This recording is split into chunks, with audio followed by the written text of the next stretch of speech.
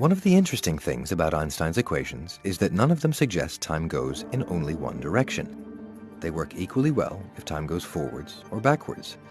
This is in contrast to everyday experience. One of the conundrums is that the laws of physics, for the most part, do not distinguish between time going forward and time going backwards. And yet, the actual world that we experience certainly is different forward to backwards. One scientist who puzzled over the directionality of time was Arthur Eddington, a 20th century astronomer who defined the concept of the arrow of time, based on observations made by the 19th century physicist Ludwig Boltzmann. In space, there's no preferred direction. There's no difference in the laws of physics if you look left or look right.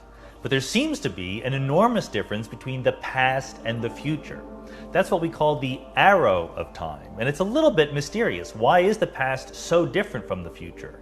We think it's not a difference in the deep down fundamental laws of physics. It's actually just a difference because of the universe in which we live. The arrow of time is just time as we experience it. 1 second following one other second following another second. It's just the psychological experience of time. And the fact that things change as we experience them, but as seem to happen in the world, forward. So buildings get built, but they decay slowly, and it's that decay that is at least partially responsible for the arrow of time. It's the increase of entropy. So in thermodynamics, we know that things get more random over time. And that appears to be very fundamental to our experience of time and to what's happening in the universe. The arrow of time is based on the second law of thermodynamics, which says that disorder, known as entropy, increases with time. For example, a building left untouched will slowly decay into its surroundings.